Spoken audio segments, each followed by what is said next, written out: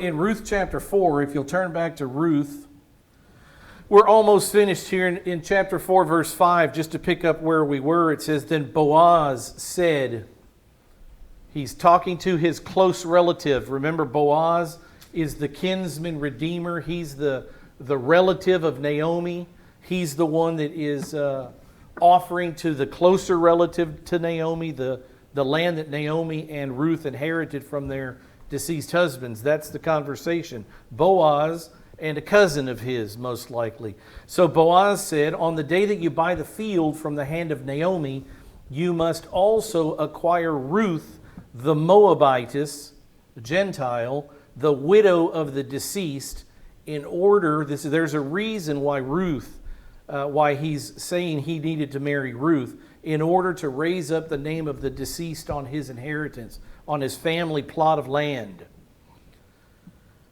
In verse 6 it says, the closest relative said, I cannot redeem it for myself because I would jeopardize my own inheritance. We talked about this on Sunday night. Redeem it for yourself. You may have my right of redemption, for I cannot redeem it. In verse 7 it says, now this was the custom in former times in Israel concerning the redemption and the exchange of land to confirm any matter. Now, interesting, it says this was the custom then. You know that whoever's writing the book of Ruth, whoever's penning the book, penned it later because they're having to say in the times in which this event occurred, this was the custom. Also interesting, because if we have a land deal, we're going to pen a contract, we're going to hire a lawyer, we're going to have a contract, a written document that all parties involved are going to sign. But in these days, that's not how they did it, and that's why this is stated like this. This was the custom in former times when there was a land exchange taking place. A man removed his sandal and gave it to another, and this was the manner of attestation in Israel. So the close relative is giving his sandal, saying, I can't buy the land, but here's the sandal that would have walked on that land, would have possessed that land. I'm transferring to you the right to own the land, to buy it and to walk on it, and here's my sandal that you can walk on it with. That's the significance of this event. So the closest relative said to Boaz, buy it for yourself, and he removed his sandal. In verse 9, then Boaz said to the elders and all the people, you are witnesses today. Remember, he's gathered 10 men, 10 Jewish men at the gate of the city of Bethlehem. That's where this is going on. Boaz said to the elders and all the people, you are witnesses today that I have bought from the hand of Naomi all that belongs to Elimelech, and all that belonged to Chilion and Mahlon. Mahlon was the one who was married to Ruth, who died in the land of Moab. Moreover, he says, I have acquired Ruth the Moabitess. Notice there's still two different events here. In the Mosaic Law, there were two different laws we're talking about here. One had to do with the redemption of the land.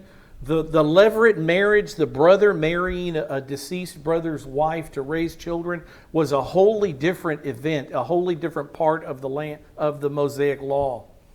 But both are going on here: the right of redemption of the land and the raising up of a family of a son for your deceased brother. That's why he says, moreover, not only the land deal, but also there's another issue. And that's this issue of levirate marriage. I've acquired Ruth, the Moabitess, the widow of Mahlon, to be my wife. And then he gives the reason why. Why did he marry her? Not because he loved her, even though he does. But there's a reason for this particular marriage, so that the name of the deceased, that's Mahlon, so that the name of the deceased will not be cut off from his brothers or from the court of his birthplace. You are witnesses today. And before we finish this, I want to go back to these thoughts. Come on, machine. I just want to look at this again. Remembering levirate marriage and what this is all about. Why is it such a big issue that Boaz is the levir, the one who would redeem Naomi and Ruth? Why is this a big deal? It's because it's part of the Mosaic Law. It was law for the Jews. It's what they were to live by. And this is the idea in a couple of verses here. If a brother died, and here we have Elimelech, the father, Ruth's father-in-law, has died in the land of Moab, and her husband Mahlon has died also in the land of Moab. So not only is Naomi a widow, but so is Ruth. And in the law, this is what it said. If a brother dies, then another brother would marry his widow and have a child with her. That is the truth of levirate marriage that you find, I think it was Leviticus 25 where we went to chase it down. The child would be raised as the deceased brother's child. In that brother's name would this firstborn son be raised. All the other children that they might have, they may have 7 sons. All the other sons would be the kinsman redeemer and the widow's children. They would have all rights of heirship and all the rest. But the first son, the first child that was born, would be raised as the dead brother's child. Look what it says again, so that the name of the deceased will not be cut off from his brothers. That's what this is about. Maintaining the name of your brother in the land that God gave him. Some of the other things that would happen when you married your brother's widow, you would carry on his family name by having a child and naming it after your brother. It preserved the deceased man's inheritance or property. Remember, that was a huge deal to God. I'll mention it one more time before we leave here. The year of Jubilee you read about in the Bible, the biggest issue in the year of Jubilee was the return of the land to whoever God gave it to the right tribe, to the right family. Everything would return back every 50 years to the way it was in Joshua's day when Joshua gave the land inheritance, the portions to all the tribes. That's one of the major things that would happen. So God, Yahweh, is very interested in who lives where. Very, very interested. So this would preserve the deceased man's inheritance and his property, and it also would provide support for the widow. Obviously, the kinsman redeemer, the brother, would marry the widow, would make her his wife, and raise a son under the name of his deceased brother. Now, it says brother all over the place, but to the Hebrews, this was a broad term. If you had a brother, I'll show you a verse in just a minute. If you had a brother, it was the duty. This isn't maybe you can do this if you'd like to, if it's not an inconvenience, but if it's an inconvenience to you, you don't have to do that. This is law. This is part of the Mosaic law that Israel had to live by. Look what it says in Deuteronomy 25. I was telling you that brother in the case of Boaz means close relative, kinsman, any relative that's in the family. Look what it reads in Deuteronomy 25:5 concerning this idea of levirate marriage. It's important. And before we leave Ruth, I just want to say these things. When brothers live together, I want the scripture to say it. This is part of the law of Moses. Deuteronomy, the second giving of the law to the second generation, that's what we're talking about here. This is the rule of the land that Yahweh set forth. When brothers live together, and one of them dies and has no son, the wife of the deceased shall not be married outside the family to a strange man. Very clear who she was supposed to marry. Her husband's brother shall go into her and take her to himself as wife and perform the duty of a husband's brother to her. It's all part of the law. You wonder, Rick, where do those 613 commands of the law come from? Well, some of them come from these verses right here. This is part of the imperatives, the commands that God gave to Israel through Moses. It says, "It shall be that the firstborn whom she bears, the first child, shall assume the name of his dead brother, so that his name will not be blotted out from Israel." This is it. This is the reason for it. So his name will carry on, and so his inherited land will remain in his name. Look what it says in the next verse.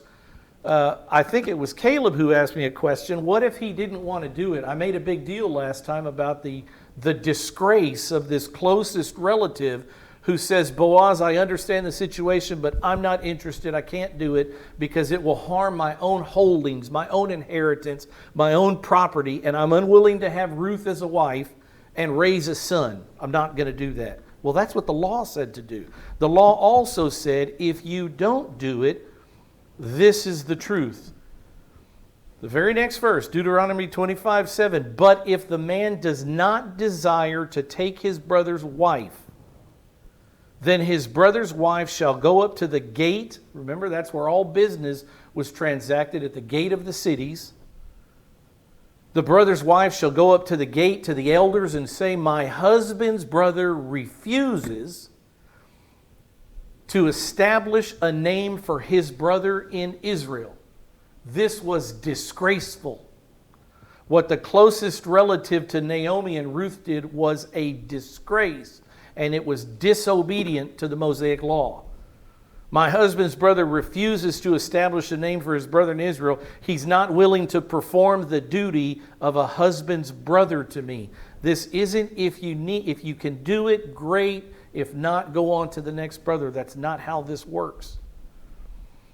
That's the greatness of what Boaz is doing here. He's following the law. In the very next couple of verses, what happens to that person after the woman says, this brother-in-law of mine refuses to hold up his brother's name? The elders of the city shall summon him and speak to him.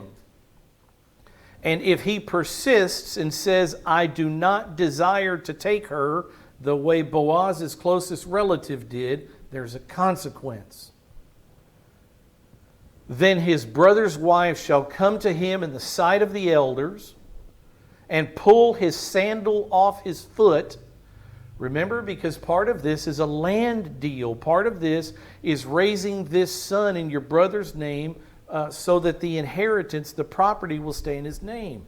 Just like Boaz and the closest relative exchange sandals, happens here also.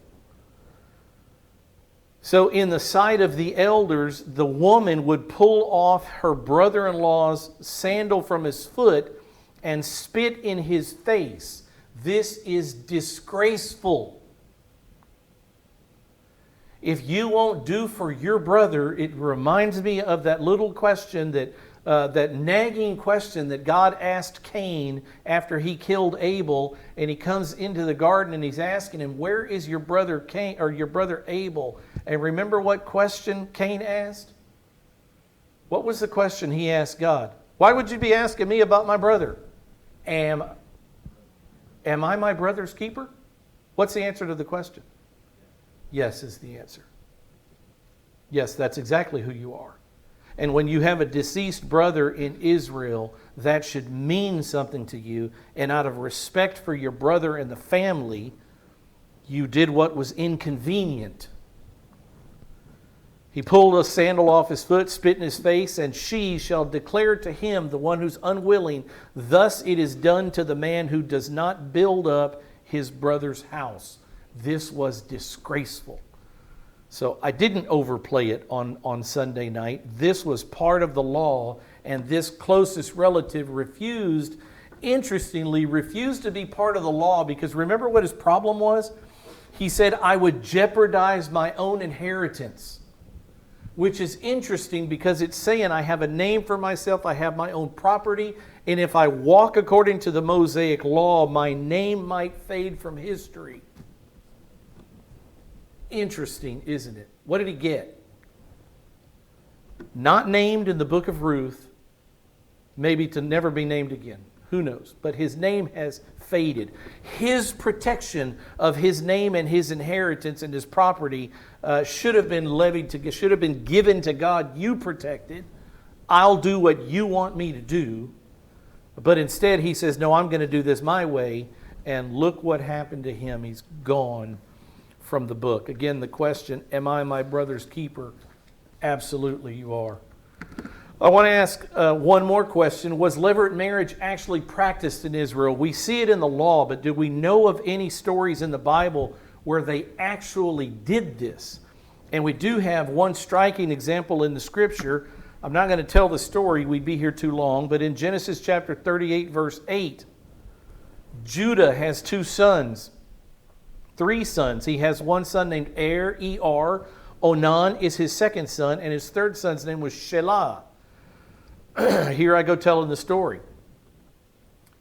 Judah's first son married a woman, a Canaanite, and then he died. And so according to the law, it went to his next brother to marry his widow, to have a child with her, to name that child after her brother Onan. You following that? That was his duty according to the law. So Judah is the father of Onan, and he tells Onan, go into your brother's wife, commands his son to do this.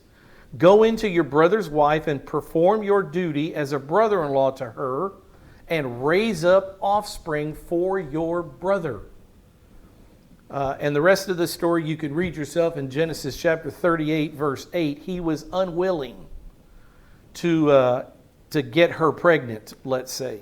That's all I'll say about that. You can go read about Onan in Genesis 38, verse 8 and following. But the fact is, in Israel, levirate marriage was real. They actually practiced this. It wasn't just part of the law, it was practiced. There's another interesting tale about levirate marriage in the life of Jesus. Remember the story? The Sadducees came up to Jesus and they asked him questions trying to trap him, trying to find a reason where Jesus would go outside of the law of Moses, and then we got you.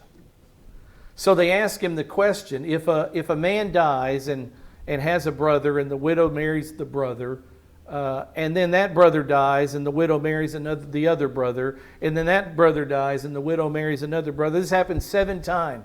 7 times, 7 marriages this girl's gone through with all these brothers all these brothers that are dying. In heaven, whose wife is she? Because remember, the Sadducees don't believe in resurrection. The Pharisees did, but the Sadducees didn't believe in an afterlife. They didn't believe in resurrection. I don't know what they believed, but they did not believe in resurrection. They're trying to catch Jesus in a theological mistake against the Mosaic law. And that's when Jesus says, in heaven, men and women are like angels. They're not given in marriage. We won't be married to each other in heaven. We'll be married to someone else. Who? Jesus Christ is the bride, is the groom of the church. So that was Jesus' answer. But that whole idea, the Sadducees brought up, a brother dies, she marries another brother, he dies, she marries another brother, is all levirate marriage. It's straight out of the Mosaic law. That's why these things are in the book. So go back to the book of Ruth, chapter 4, verse 11. Just a little bit about levirate marriage so we understand what's going on here and why it's so important to Boaz, a family member of Ruth's dead husband, to step up and do the duty, as it says here, as a brother-in-law, a family member, a close relative here. We see in verse 11 a blessing for Ruth. It says, all the people who were in the court. The transaction has taken place. Boaz buys the land from Naomi and from Ruth. He accepts Ruth as his wife. All the people who were in the court and the elders said, we are witnesses. May the Lord, listen to the wonderful prayer, the blessing they bless Ruth with. They say, may Yahweh, the Lord, make the woman who is coming into your home like Rachel and Leah, both of whom built the house of Israel. And may you achieve wealth in Ephratah, that was the ancient name of Bethlehem, and become famous in Bethlehem. Remember, I'm not going to tell the story, I'm really not, but Rachel and Leah were sisters. They were Uncle Laban's kids, Rebekah's brother Laban. Remember the story? They were daughters of Rebekah's brother Laban. But interesting about Rachel and Leah, they are both from foreign countries. They also had something in common with Ruth in that Jacob had to go to the land of his forefathers. He had to go into Mesopotamia to find these 2 wives. These wives were not from the promised land.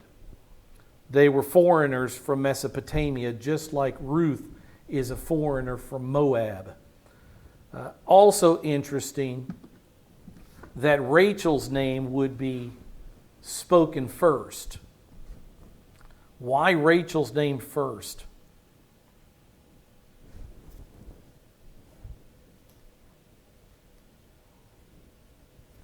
Any thoughts? Because Rachel was barren. And Rachel couldn't have any children until the Lord opened her womb. And the connection to Ruth is that for however many years she was married to Mahlon in the land of Moab, the Lord would not open her womb. She was barren in the land of Moab. Only now is Ruth going to have a child with Boaz. But for however, they were in the land of Moab for 10 years. We don't know how long they were there before they got married, the boys. But even if they were there for 5 years, they did not, Ruth never gave birth to a child. The Lord left her barren for that amount of time, which is exactly what he did to Rachel. She lay barren while her sister Leah had children. The first 4 sons of Jacob, the first 4 of the tribes of Israel, who are they? Reuben, Simeon, Levi, and Judah. All 4 of those boys were born to Leah, and all the while for these years, Rachel is barren, crying out to the Lord. That's the significance of Rachel's name being named first, even though she was the second wife that Jacob took. Remember Laban and his trickery, the 7 years, and he tricked Jacob into marrying his oldest daughter Leah. Anyway, that's the story. That's the significance. Rachel and Leah were the 2 women who built the house of Israel. They're the ones that birthed the 12 children. Now they had maids, each of them, Bilhah and Zilpah, and the maids also had some of these 12 children of Israel as these sisters. Imagine being 2 sisters married to one man. Who in the world would take that on? But these sisters were fighting each other and negotiating with each other and manipulating each other to see who would give Jacob the next child. And when Leah stopped giving birth, then she offered her maid. And when Rachel couldn't give birth, she offered her maid. And then there was the story of the mandrakes that Leah bought Jacob, her own husband, for the night with some mandrakes so that he would go into her and she got pregnant. I mean, it reads like a soap opera. There's no other way about it. It reads like a soap opera. These women warring with one another to have children, to be preeminent. And poor Rachel, the one that Jacob really truly loved, never got her day in the sun. But that's the story. They are asking the Lord Yahweh to give Ruth fertility. Open her womb. Let her be like the children, or let her birth children like Rachel and Leah did. Let her have multiple children. Let her be fertile with Boaz. Give her children is what they're asking for. May the Lord make this woman, Ruth, who's coming into your home like Rachel and Leah, both of whom built the house of Israel. And then it says to Boaz, may you achieve wealth in Ephratah and become famous in Bethlehem. We looked at this word for wealth last week or the week before. Hayil is the word, H-A-Y-I-L, Hayil. And what they're asking for is not money wealth, not just wealth, but a name. May the Lord build a name for you. May He make your name great. The word is very military in a way. It means valor, might, power, strength, competence, efficiency, of high value. That's what they are asking the Lord. It's a prayer of blessing. They're asking the Lord to lift up this man, Boaz, and to make him all these things among his people in Bethlehem. May you achieve wealth. May you become even greater than you are in the land. And it also says, may you become famous, which is interesting because Boaz, if you read in Matthew chapter 1, I've read it to you before, but if you read in Matthew chapter 1, at the very beginning of the chapter, there is a a genealogy of Jesus Christ, the Savior of the world, right? The only one unique person in all of the universe, the only member of the Godhead to ever take on humanity, the only human who could ever say rightfully, I am God. Jesus' genealogy, there's a name in it. In verse 5 of Matthew 1, it says, Salmon begot Boaz by Rahab. His name is listed in the genealogy. Boaz begot Obed or Obed by Ruth. He is famous in Bethlehem. He'll be famous forever. His name is entombed, enshrined even, if you will, in a book that's forever settled in heaven. We'll never not know the name of Boaz. He has become famous not only in Bethlehem, but in all the world. His story is here to read, and it will always be here to read. The life of Boaz and what he did in obedience. Tamar, it says in the next verse, moreover, may your house be like the house of Perez, whom Tamar bore to Judah, through the offspring which the Lord will give you by this young woman. Again, this is a cry to fertility, a blessing of fertility they're asking Yahweh for. But it's interesting, she mentions a couple more names now. These aren't, at least Perez and Tamar aren't as familiar as Rachel and Leah, are they? Do you remember this story? Perez and whom Tamar bore to Judah. Remember this verse. I just showed it to you. Same verse. Judah said to Onan, his son, go into your brother's wife and perform your duty as a brother-in-law to her and raise up offspring for your brother. The rest of the story is that Onan would not do this. He would not impregnate this girl. And so the Lord took him away. He wouldn't do the duty of a brother-in-law to Tamar. So the Lord killed him also. And then the little brother, what was his name? Shelah, was that his name? The little brother was left. And so Judah tells Tamar, Judah the father-in-law, listen to all these father-in-law, daughter, all the similarities between this story and Ruth. Judah the father-in-law tells his daughter-in-law, who is a widow, wait until my youngest son Shelah gets old enough, and then he will do the duty of a brother-in-law to you. He will marry you and get you pregnant. You can have a son and raise him under Er's name. So that's how the story goes. But what happens is this. When Shelah gets old enough to marry Tamar, and she's expecting to be married to her deceased husband's brother, they pull the rug out from under her. They queer the deal. They say it's not going to happen. And so she doesn't marry. He doesn't marry her. And so here we have a widow, helpless in Jerusalem. Very interesting. She disguises herself because what happens in the story is Judah's wife dies. The father-in-law's wife dies. Judah is in mourning for the death of his wife. He takes a pilgrimage. He's a traveler, and he's on this trip, and he sees a woman who's disguised as a cult prostitute. You know who the woman is? That's his daughter-in-law. You don't want to do this the right way? This is illegitimate, this isn't biblical, and this isn't right, but she takes matters into her own hands. And a close relative will do the duty of my deceased husband. And so she goes to the father. He has no more sons. And so, like a good man does, a good Jewish man, the one whose family, whose tribe Jesus Christ would come through, Judah turns aside for an afternoon of pleasure with the cult prostitute. Not good, immoral, impure, not according to the Mosaic law. He fornicates with this woman who is his daughter-in-law, and he doesn't know about it. This is Tamar that's brought up in this story. Interesting, when you read this, Judah and Tamar did this wrong.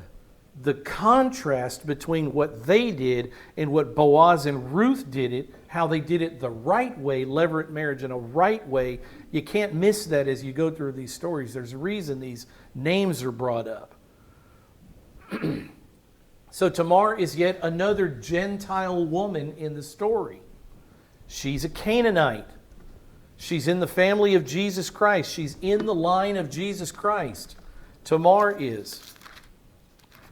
Again, in the genealogy in Matthew chapter 1, in verse 3, it says, Judah begot Peretz and Zerah, another son, by Tamar. So the Lord allowed this daughter-in-law Canaanite to trick her father-in-law because he was a snake anyway and wouldn't give his son Shelah to her. The Lord allows the daughter-in-law to trick him into getting her pregnant. Not once, but apparently the levirate marriage took place because she also had another child by her father-in-law, who I would assume became her husband later in the story. May your house be like the house of Peretz, whom Tamar bore to Judah.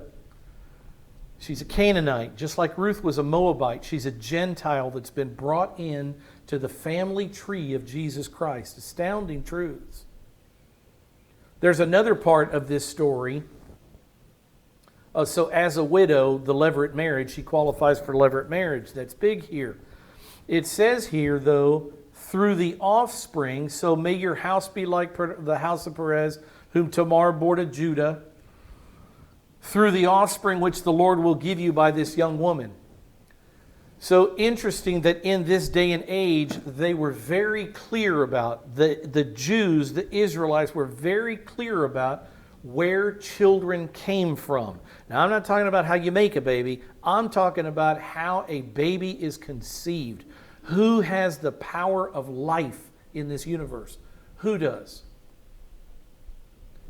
Only God. Who opens wombs and closes wombs? Only God. I'm going to show you 3 verses and we're going to close here and we'll pick up this next time. In Genesis chapter 20, verse 18, look what it says in the life of Abraham.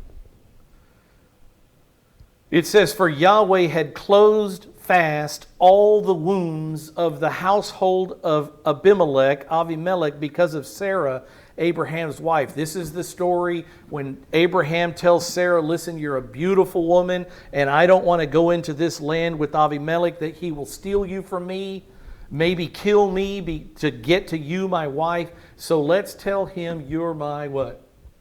Sister.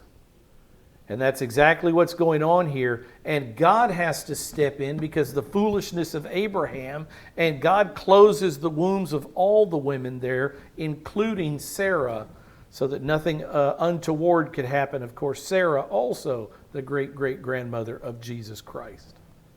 So the Lord closed fast all the wombs because God is in control of who gets pregnant and who doesn't and when. It's all about God. In verse 30, verse 2, or chapter 30, Genesis 30, verse 2, then Jacob's anger burned. We go further into the story now. Jacob and Rachel are alive. Remember the fight between the sisters? Leah is having all these children. Rachel, the younger sister, comes to Jacob and demands that he do something about this, as if he can. And Jacob was upset with her, that she's saying somehow this is your fault. Why aren't I getting pregnant? Jacob's anger burned against Rachel, and he said, am I in the place of God, who has withheld from you the fruit of the womb? Lady, what do you want me to do about it? It's not my decision.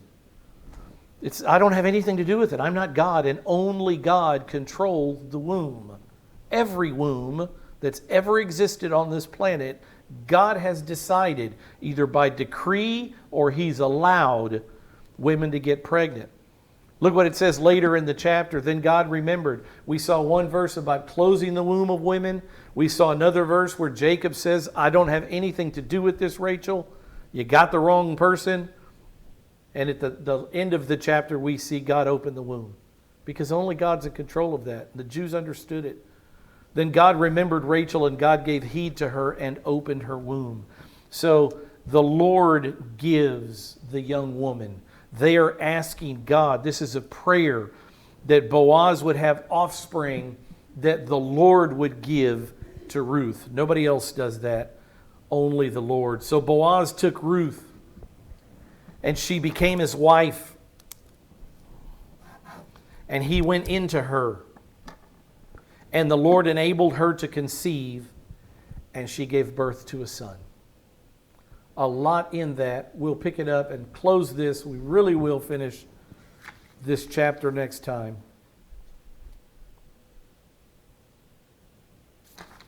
Boaz took Ruth, and she became his wife, and he went into her, and she conceived a son. His name was Obed, and Obed is the father of Jesse, who is the father of the great King David, the greatest king Israel ever had, only to be followed 1,000 years later by the ultimate and last king Israel will ever have, Jesus of Nazareth, Jesus the Messiah, Jesus Christ. Let's close in prayer.